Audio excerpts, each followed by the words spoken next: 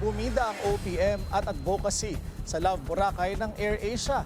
Nahataw sa saya pero may saysay. Yan ang agenda report ni Paolo Barcelon.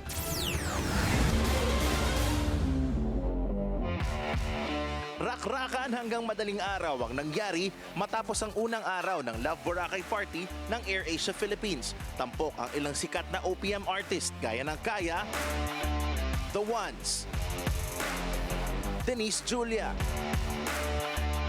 at ng OPM icon na Itchy Worms.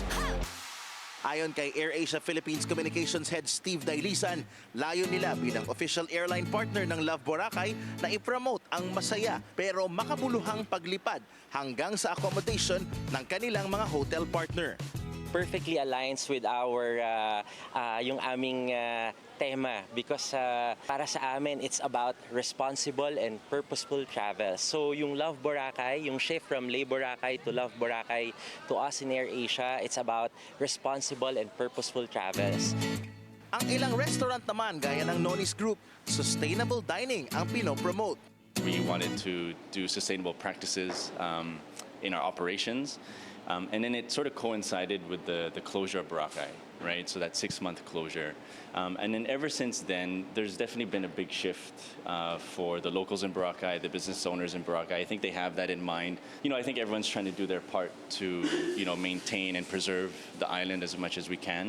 Ayon sa Malay LGU, mula nang muling buksan ang Boracay matapos ang 6 na buwan itong rehabilitasyon at maging matapos ang pandemya, tuloy-tuloy na ang pagmomonitor para masigurong malinis ang isla at mapanatiling maganda ang kalidad ng white sand beach at ng tubig na dala nito. Regulated siya. And then mayroon talagang nag-handle noon kasi kahit sino-sino lang dyan. Ngayon mayroon talagang isang grupo, ito nga meaning isang entity, nag-handle sa lahat ng mga activities, especially itong sa Love Boracay.